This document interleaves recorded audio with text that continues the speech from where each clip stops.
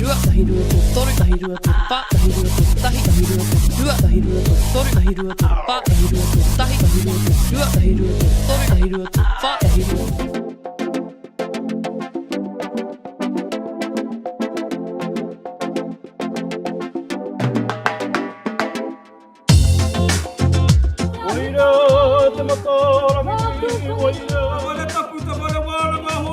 Ngāti Apa ki tērā tōkai. Hea haia kai te putu he kōhoro, hea haia kai te putu he kōkopu. Ngāti Apa ki tērā tō e ara mai. E ara mai. Tēnei mātou te. To me, mana rangatahi is about me being a natural being, living naturally in my natural world.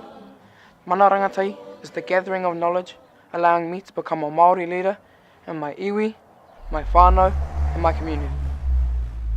To me, mana rangatahi isn't just about today, right here or right now, but it's about the future. Not just being leaders today, but leaders tomorrow. To me, it is happiness and a place where I can fit in. Oh, do I have to do the tikanga? Rangi tuka te manawa e tūnei, rangi tuka te manawa e tūnei. O te manawa o tū mātara tū matakoe. Kau ki matanuku, kau ki matarangi, kau ki tēnei whenua, hei whenua. Mau e kai te manawa o tau hau e. Kau ki matanuku, kau ki matarangi. Kau ki tēnei whenua, hei whenua. Mau e koi te manawa o tau hau e. Mano mai te mauri ki tēnei araki, mano mai te mauri ki tēnei tāwiro. Ka kia rangi rungana, ka kia rangi tāuaua. O kia te waingaro he ngaro, tua te waingaro he pakata, kia roa kia te aroa ia tangaroa. E matatuna, matatuna. Matatuna ki te rango tuatahi koirai, koirai, koirai, korawai. Ngā huehi, ngā huehi, ngā huehi ha! It is us taking our place in this world. It is an opportunity, a Wānanga, where we get to learn about our culture, our iwi history, our tūpuna. It is the essence of our being. It is us. Mana rangatahi means to me is to get my game on for my whānau, my iwi and my hapu.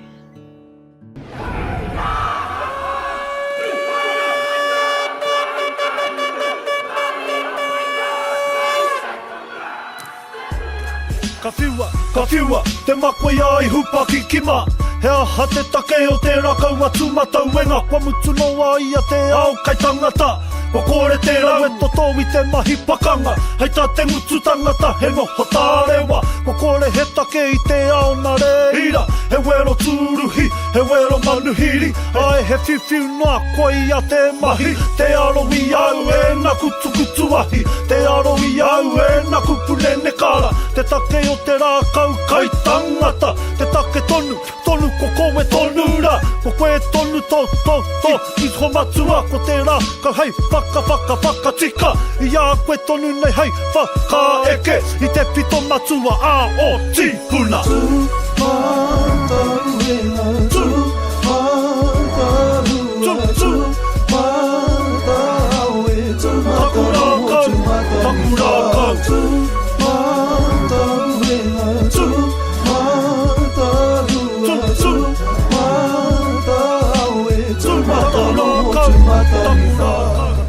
Mana rangatahi means for me learning about my history but also living it. By that I mean going to all the wāhi tapu, seeing where my tūpuna fought for their lives, but not only their lives but our iwi's lives, and keeping our reo alive. And so when our papa get too old and retire, we can take over, our generation can take over and teach all our siblings and cousins and keep our iwi alive. learning about the Māori history, and today is a new piece of the Māori history. It is the connection of self to wai, to whenua, to other rangatahi. It is learning where to belong in a society that revokes my culture and giving me the power to say that like wai, my wairua will flow, and like puhi kereru, my mana will stand and will never be manipulated again.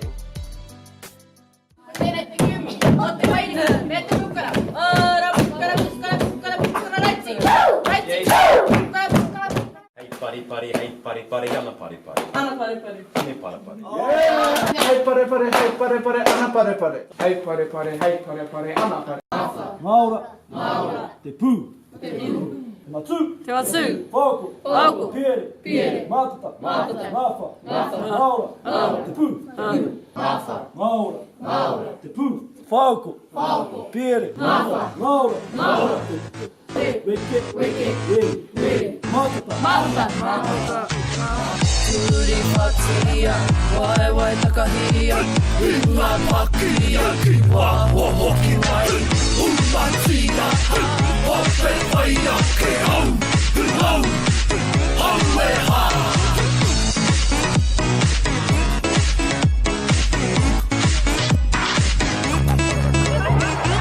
Turi whatia, wai wai takahia, unga makia, wā hoki wai,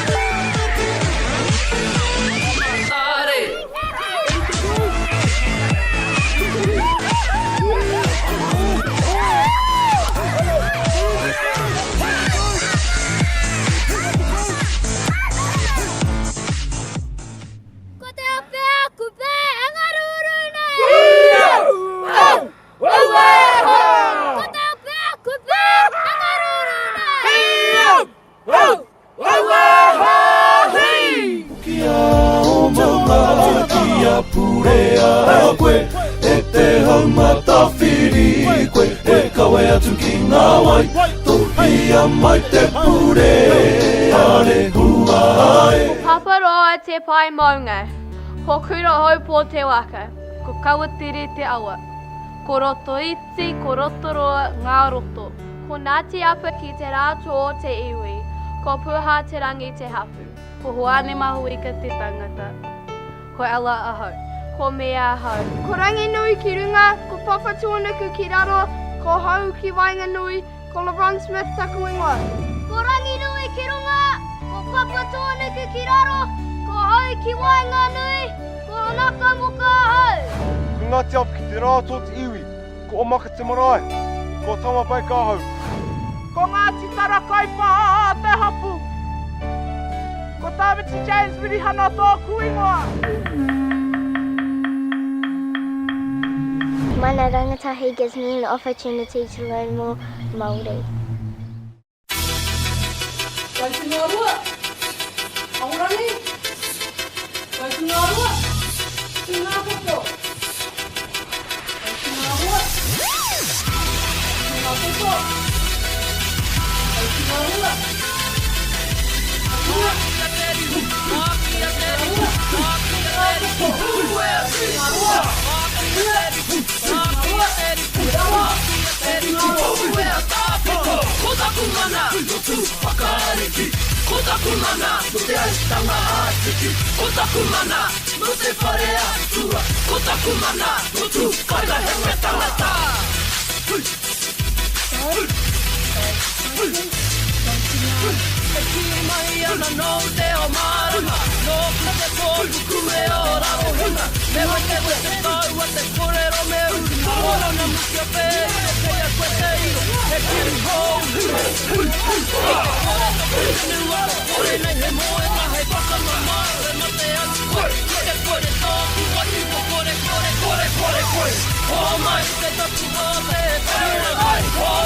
Tatu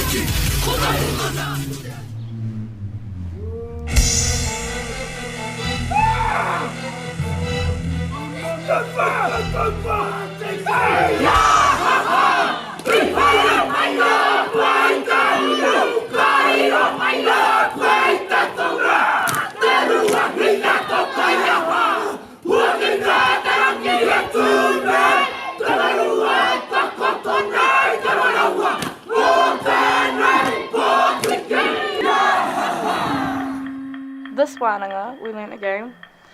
Te mātū whauko, piere, mātatanga whanga ora te pū, komore weki were weu. Toi hi turiki wana te komatanga, huri, mahuri takahi taraiho. That is the regenerating of a forest from a seed. And to me, this is what mana rangatahi means. Mana rangatahi is our seed, regenerating us, the rangatahi, and sustaining our iwi and the ways of Ngāti Apa ki te